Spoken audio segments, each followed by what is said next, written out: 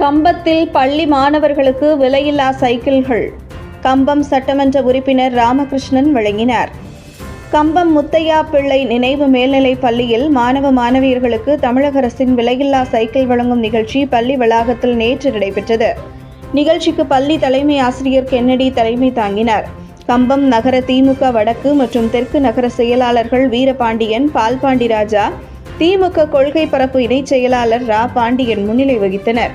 தேனி தெற்கு மாவட்ட திமுக செயலாளரும் கம்பம் சட்டமன்ற உறுப்பினருமான ராமகிருஷ்ணன் பங்கேற்று முதல்வர் மு.க.ஸ்டாலின் தலைமையிலான தமிழ்நாடு அரசு பள்ளி மாணவர்களுக்கு தற்போது அளித்து வரும் சலுகைகள் பற்றி விளக்கி பேசி, இப்பள்ளி மாணவ மாணவியர்கள் 80 பேர்களுக்கு அரசின் விலையில்லா சைக்கிள்கள் வழங்கினார். பின் மாணவர்களுக்காக முதல்வர் ஸ்டாலின் கொண்டு வந்த திட்டங்கள் பற்றிய கேள்விகளை மாணவர்களிடம் கேட்டு சரியான பதிலளித்த மாணவ மாணவியர்களுக்கு ரொக்க பரிசளித்தார்.